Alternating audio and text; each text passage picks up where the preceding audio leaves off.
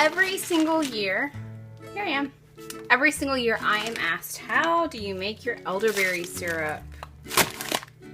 So this year I'm going to show you how to make it. I have it on a blog post, which I'll link below. I normally make a really big batch, but today I'm only gonna half this batch, okay? Because normally if I make a really big batch, I share it with others, but I'm not sharing this time. So I'm just making enough for us. So I'm gonna use half of this today. These are elderberries that have been dried. They're from Star West Botanicals. This is one of my favorite companies to get herbs from because they're very trusted, very credible. So I buy them from Star West Botanicals on Amazon. A lot of their stuff is organic, so that's why we buy from them. So you're gonna start with your elderberries. This is a 1 pound bag, so I'm gonna half this recipe and I'm going to make it, I'm only gonna use half of a pound. So elderberries, they're really small. They smell very much berry like. I'm gonna pour half this bag in there.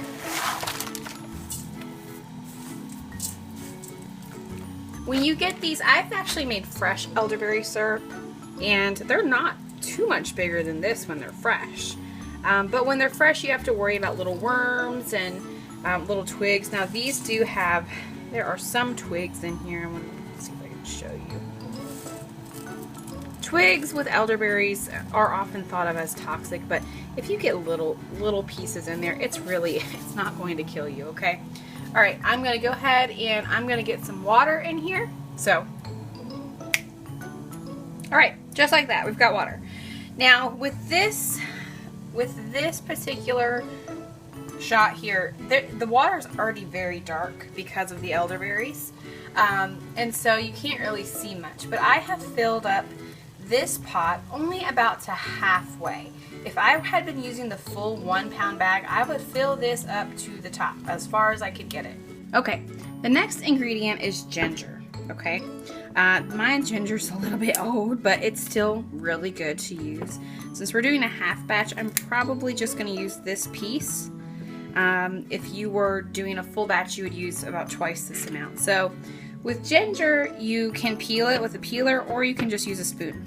If I take a spoon and I just rub the skin right off,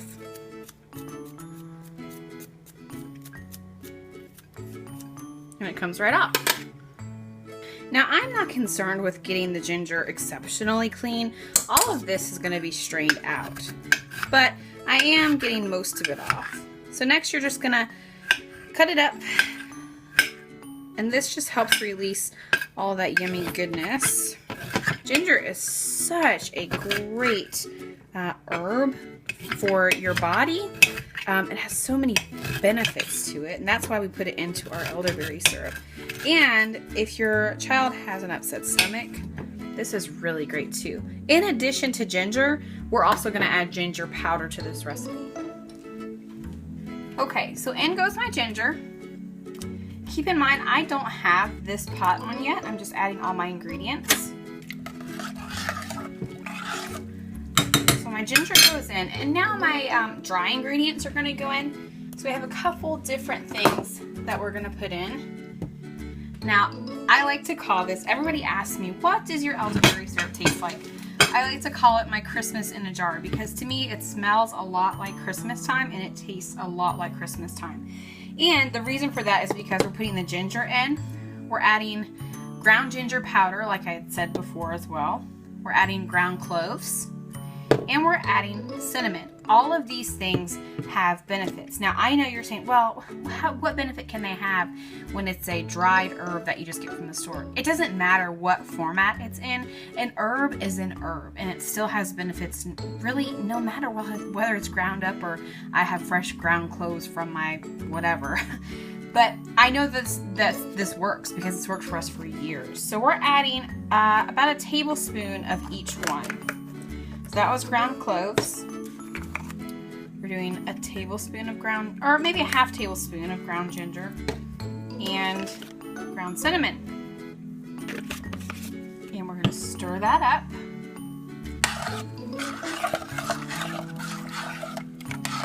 And Now at this point, we are going to go ahead and we're going to reduce this down. So we're going to turn our burner on a high setting. We're going to bring it to a boil, and then we're going to simmer it for about 30 minutes to 45 minutes. After it's simmered, after it's reduced down quite a bit, then we're actually going to add raw honey, local raw honey. And that has, you guys know, that has incredible medicinal benefits. It's antibacterial, antiseptic. It's pretty amazing to see the benefits of honey. And because we're adding it after this, because honey loses all of its benefits after it reaches a certain temperature, and that's why I don't really suggest canning elderberry syrup, because once it reaches over, I think it's 120 degrees. I'm not quite sure. Once it reaches over a certain temperature, it loses all its health benefits. So we're actually gonna, after this elderberry syrup is done cooking, we're gonna let it cool down, and then we're gonna add the honey, and then we're gonna put it into our jars. While we are waiting for that to cook, we're going to go over some of the health benefits of elderberry syrup, because a lot of you are wondering. All of this is in my blog post, which is what I'm teaching you from or reading from, because it's easier so that I don't forget anything. Elderberries, black elderberries, contain high levels of A, B, and C vitamins. So these things help really boost your immune system. So elderberry syrup is great as a preventative for cold and flu, and also it really helps your body fight off colds and flus once you get it. Elderberries can be used for sinus pain, chronic leg and back pain. It can be used for the nervous system if you have like fibromyalgia and nervous system pain. And they also help with fatigue syndrome. Elderberries are also high in natural antioxidants. So that's another thing that helps your body really kick out cold and flu when you get it while you're taking elderberry syrup. And also, we really like taking it every single day from September through March because it helps boost our immunity and keeps the antioxidants in our body up. I'm going to read you a study. I know a lot of people have done this, but I'm going to read it too in case you haven't seen all the elderberry syrup studies that people have read from. This is actually a real medical study that was done, and so I want to read it to you really quickly. I'm reading it from my iPad, so my face may be illuminated a little bit. Here it says, elderberry has been used in folk medicine for centuries to treat influenza, colds, and sinusitis, and has been reported to have antiviral activity against influenza and herpes simplex. We investigated the efficiency and safety of oral elderberry syrup for treating influenza A and B infections. 60 patients aged 18 to 54 years old suffering from influenza-like symptoms for 48 hours or less were enrolled in this randomized, double-blind, placebo-controlled study during the influenza season of 1999 to 2000 in Norway, because you know they're not doing that stuff over here in America. Patients received 15 milliliters of elderberry or placebo syrup 4 times a day for 5 days and recorded their symptoms using a visual analog scale. Symptoms were relieved on average 4 days earlier, and use of rescue medication was significantly less in those receiving elderberry extract compared with placebo. Elderberry extract seems to offer an efficient, safe, and cost-effective treatment for influenza. These findings need to be confirmed in a larger study. So obviously 60 people isn't a lot of people, but out of all those people, they all recorded losing their flu-like symptoms much quicker than normal people would with the flu. And that's what we've seen here. We have seen it, Junior, when we first started using, Junior was really little and he had asthma, and we were trying to find ways to keep him healthy so he wouldn't get sick and have asthma attacks, because that was the worst. When he would get sick is when he would have his asthma attacks, the worst. And so we started him on the elderberry syrup, and he got sick that year before I really started using it, and I gave it to him, and I gave it to him every 3 hours, and the next day he was completely normal. So it works, guys. It has worked for us like that many times when we've gotten sick and used it every 3 hours that day.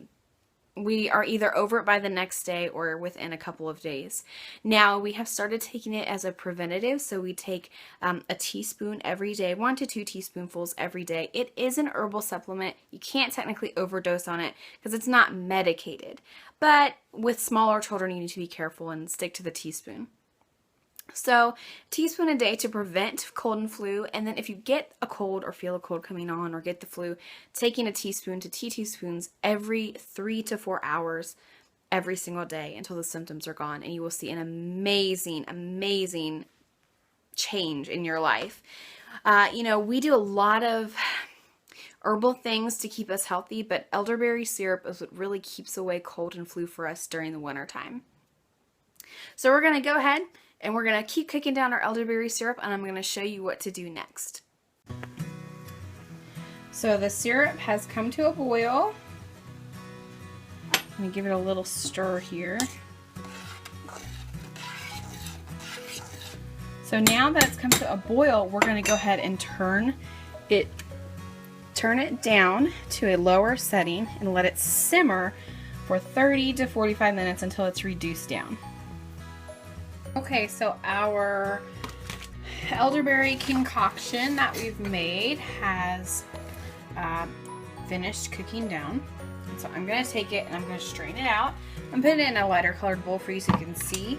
So I'm putting the liquid, I'm straining out all the elderberries and ginger. And no, this won't go to waste. Our chickens actually love these elderberries, and it helps boost their immunity too. So we're gonna split these between all the animals once it cools off. And you'll see what you're left with. Because I'm not just going to strain it, you can see there's still a lot coming out. I'm going to go ahead and push this down. Get all of that liquid out of these elderberries. Some stray elderberries may get through, and that's okay.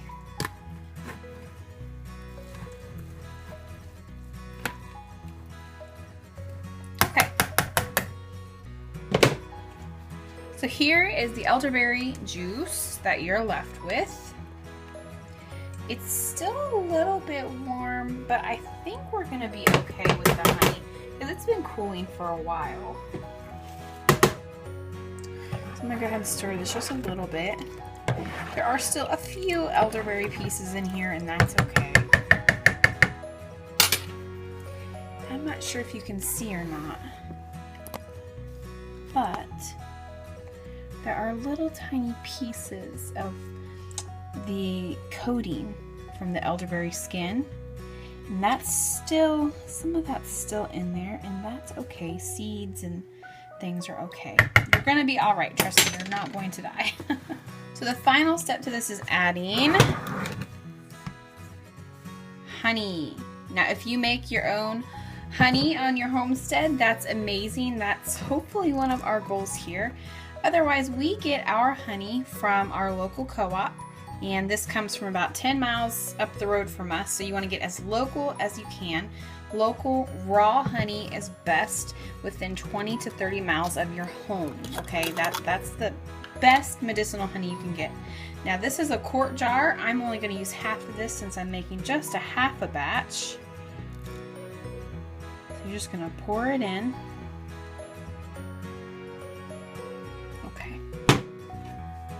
And you're going to stir this really good.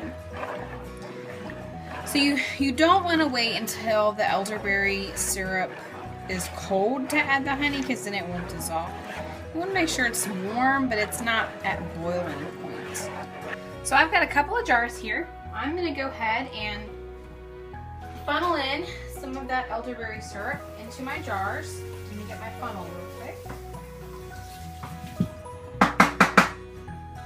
Now, I've never made a half a batch. I've always made the big batches, but we'll see how much we get. You can do another layer of straining if you want, but we don't mind the extra elderberry skin and seeds in there. I'm going to leave a head space because it actually will seal in the refrigerator.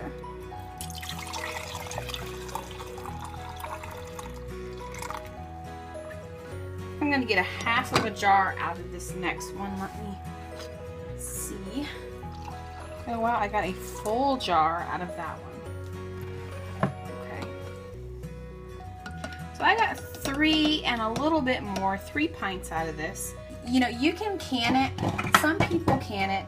I choose not to, because as I mentioned, the medicinal portion of the honey goes away when you start canning at a certain degree. So I'm going to put the tops on these, and these are going to go into the refrigerator. Okay, Here's our elderberry syrup, all not canned, but put in their jars and done. This will last in your refrigerator for 3 months, maybe a little more, just depends. Do keep it in the refrigerator, otherwise it will go bad much quicker. And it will seal, the top will seal. Doesn't mean it's completely airtight, but it will keep freshness. So that is how you make elderberry syrup. I hope you guys enjoy. If you haven't subscribed already, please do subscribe. We love having you here. And if you have any questions, please do ask. Once again, I'll link the recipe and the information below in a link so that you can find it easily. Thanks guys, happy homesteading.